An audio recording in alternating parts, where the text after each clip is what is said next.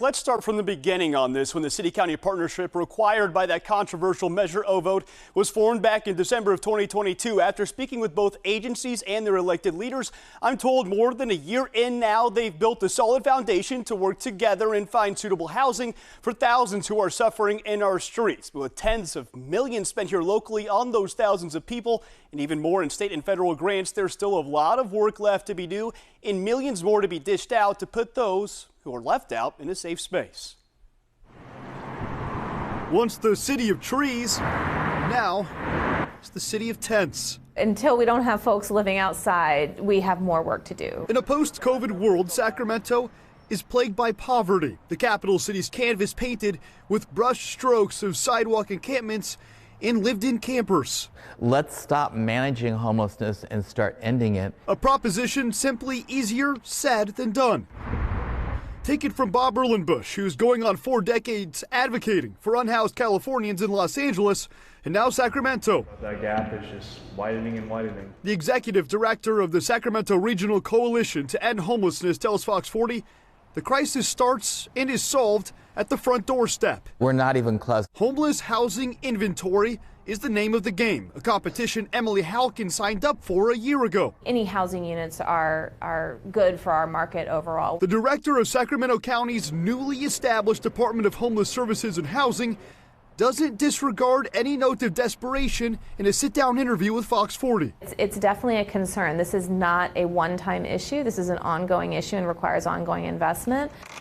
After filing through hundreds of pages of approved budget documents, Fox 40 found Halkin's office used more than $177 million in 2022 and 2023 to provide social services and find housing for those in the streets. Of that 9-figure amount, at least $41 million was spent using local taxpayer dollars. Another $29 million in tax savings approved for spending by the County Board of Supervisors this fiscal year.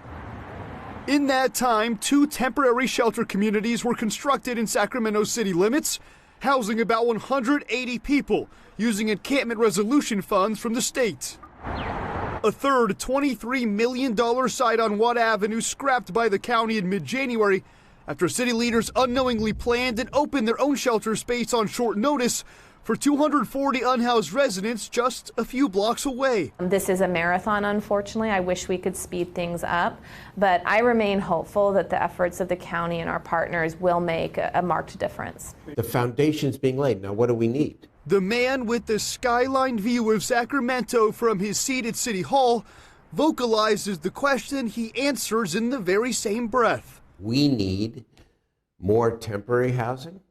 We need more permanent housing. Fox 40 looked closer into the city of Sacramento's spending on homelessness.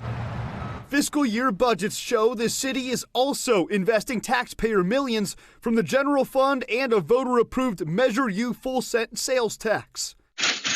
The city using $20 million of those dollars to reopen the historic Capitol Park Hotel as 134 permanent housing units for Sacramento's homeless. Get off the streets, not just temporarily, but permanently. We've got a long way to go. We need more housing. And there is more here. According to Sacramento Steps Forward's up-to-date housing inventory count, the city and county added more than 300 new permanent housing units over the last year and a couple dozen transitional beds. The creation of the beds is not anywhere near keeping pace. A pace that pales in comparison to the more than 9,000 lives out on city streets.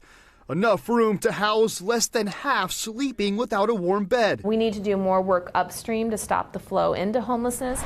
But Halkin fears the flow will grow faster as the stream of state and federal dollars for homeless housing slows. We are dependent on funding from state and federal government, and those can change.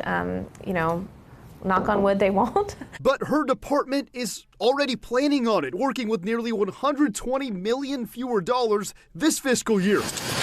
The county's entire $59 million homeless housing and services budget is less than the $62 million it received solely from the state last year. Unless you have an ongoing and permanent source of housing funding, you're not going to be able to meet the demand.